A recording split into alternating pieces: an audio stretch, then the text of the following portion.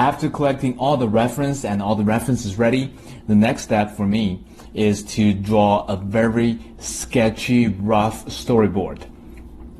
I call it a sketchy storyboard because, as you can see, it's just like doodles on a paper. It's not really a proper storyboard, but it's very useful for me because it has all the information I need to sort of just to keep a note of the idea that I had at that moment. At least I include the crucial information in this sketchy storyboard. So what kind of information that I'll pay attention to when I'm drawing the storyboard?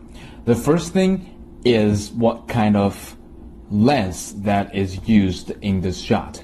And the second is what's happening in the shot, basically the key pose for the character. And the third one is the relationship of those two characters. So before I talk about the storyboard for the lander, I want to show you some of my other work, and I want to just to compare how this render evolved from a how this render evolved from a sketch to this final stage.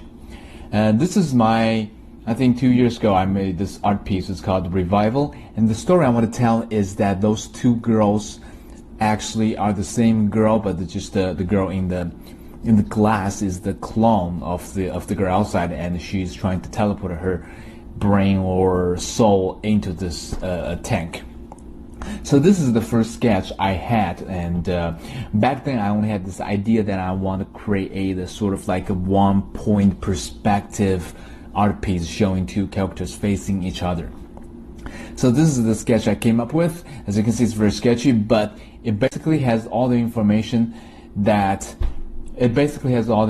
need, which is basically the height of the camera and what kind of lens. Obviously, it's not a very long lens because we see two characters, so it's roughly 17 to 35 lens. And what's the key pose of the characters in this frame? So those are the informations that I care most about when I'm doing the storyboard. It's not how like well the story, it's not how well the drawing is, but mostly what kind of information I can include in those sketches. So here is the comparison between before and after. You see this, like, mostly the core, the bare bone of this art piece from sketch to the final is the same. And this is the second example. This is another rendering character portrait I made. I think last year. It's called Collision. So in this I just want to do a female portrait. Same thing. You can see it's a very sketchy first pass drawing, but you can see it has the same information, just the key pose, the lens, and what are they doing. Basically, the relationship between characters, if we consider the fish as one of the main characters. And this one's a little bit different because I kind of want to show, I kind of want to lock down the facial expressions in this sketch stage. So I actually did a rough model in 3D and I just painted on top of it. I use a lot of the library assets in my concepting stage. For example, the character here, I actually use Adobe Fuse, which is a character creator. Just allows you to mesh up some character presets pretty quickly, just to put it into your either sketch or concept. So basically, what I'm trying to say is, at the storyboard, it's more important to sort of record your ideas on paper than to have a fancy drawing, and also pay attention to how different shot connects to each other on the storyboard. So now let's compare the actual storyboard for the Project Lander. I want to talk about this a little. I want to talk about this little beat. It's an action beat. So as you can see, this is the first time that this creature that revealed himself. So he basically comes out from the shadow. You can see from the sketch that it's, as you can see, the sketch versus the final. Basically, the story is the same. I just use those kind of strokes in the sketch as the shadow. But you can see this is the time.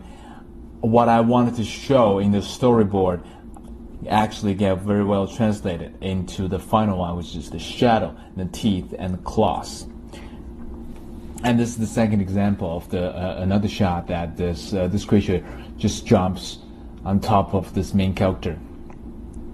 In this case, another thing to remember is that when you're doing the storyboard, if possible, you can just include how the camera is moving. It's sort of like a camera moving direction into the storyboard.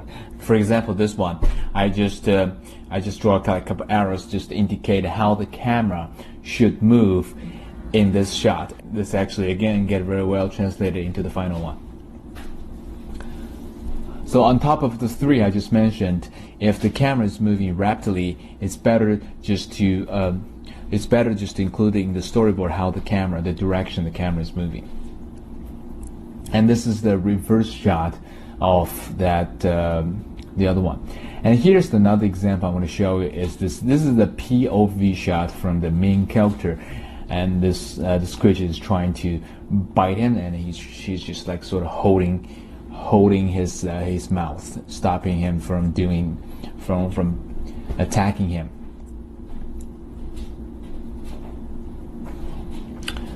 So as you can see in the sketch, again, it's really rough, but you can see the teeth is there, the hands are there, and you can tell it's sort of a POV.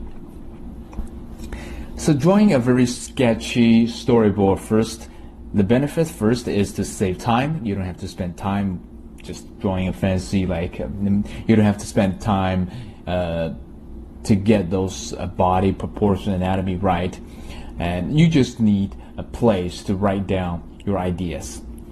But after that, specifically for action sequence, it's better to do a animatic or a previs, just so you can get a better idea how the shot connects with each other, like what's the length of each shot is appropriate, and the flow, if those kind of different storyboard you just made flow with each other. Sometimes what happens is that you actually, when you're doing the storyboard, you had more shots, but when you're doing the previs, you feel like you can actually combine two shots into one when it actually puts into the edit.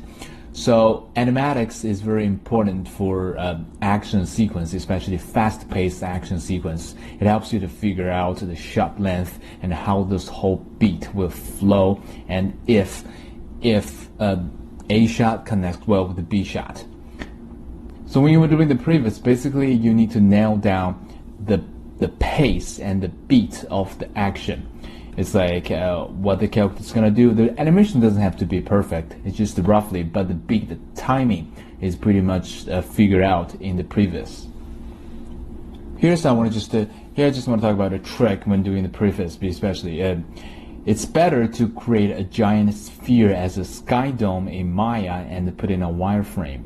This will help you to understand how the camera is moving just basically by looking through the camera. So basically if the wireframe of the sky dome moving rapidly in the background, which means the camera is doing more of a rotation move than the translation.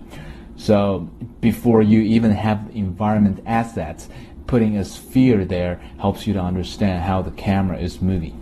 So this pretty much concludes the pre-production stage. We talked about the reference, inspiration, storyboarding, and rough sketch previs.